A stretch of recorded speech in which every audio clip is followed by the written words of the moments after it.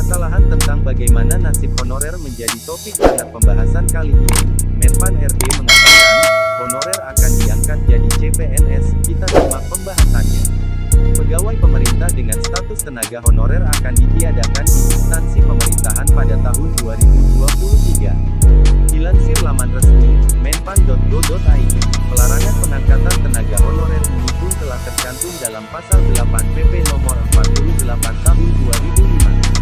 Oleh karena itu, instansi pemerintah diberikan kesempatan dan batas waktu hingga tahun 2023 untuk menyelesaikan permasalahan tenaga honorer ini. Lalu, yang banyak menjadi pertanyaan adalah bagaimana nasib tenaga honorer yang saat ini bekerja di instansi pemerintahan. PLT Kepala Biro Hukum, Komunikasi, dan Informasi Publik Kemenpan RB, Muhammad Aferous, mengatakan tenaga honorer yang sudah bekerja di instansi pemerintahan akan diangkat menjadi CPNS. Namun, yang perlu digarisbawahi adalah pengangkatan CPNS bagi tenaga honorer ini tetap dengan proses seleksi, ujar Aferous, Kamis tanggal 20 Januari tahun 2022. Pengangkatan tenaga honorer bagi CPNS ini akan diprioritaskan bagi guru, tenaga kesehatan, tenaga penyuluh pertanian perikanan peternakan, tenaga teknis yang sangat dibutuhkan pemerintah. Instansi yang masih merekrut tenaga honorer bakal dikenakan sanksi.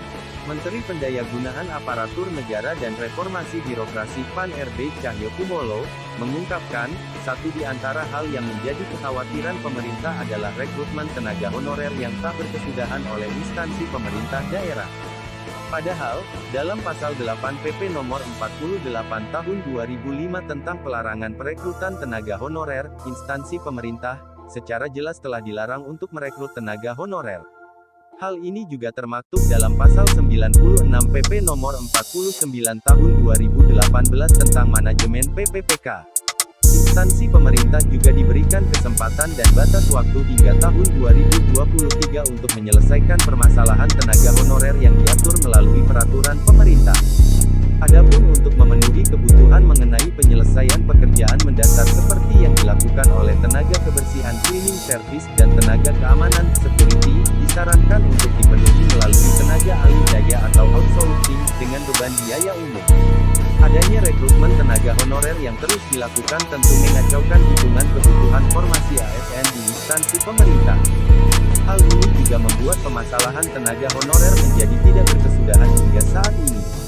Oleh karenanya, diperlukan kesepahaman ataupun sanksi bagi instansi yang masih merekrut tenaga honorer, kata Cahyo dalam keterangannya, Selasa tanggal 18 Januari tahun 2022. Sementara, pemerintah saat ini tengah merumuskan berbagai kebijakan sebagai dasar pelaksanaan dari seleksi calon aparatur sipil negara CASN tahun 2022. Cahyo pun menyampaikan bahwa di tahun 2022 ini, pemerintah hanya akan merekrut pegawai pemerintah dengan perjanjian kerja PPPK. Untuk seleksi CASN tahun 2022, pemerintah fokus melakukan rekrutmen PPPK, berbagai kebijakan tengah disusun sebagai dasar kebijakan dalam pelaksanaan seleksi CASN tahun 2022 ini, terang Cahyo. Semoga informasi ini bermanfaat dan dapat menambah pengetahuan. Terus dukung channel ini dengan cara like, komen dan subscribe, agar channel ini semakin berkembang, serta selalu memberikan informasi-informasi terbaru.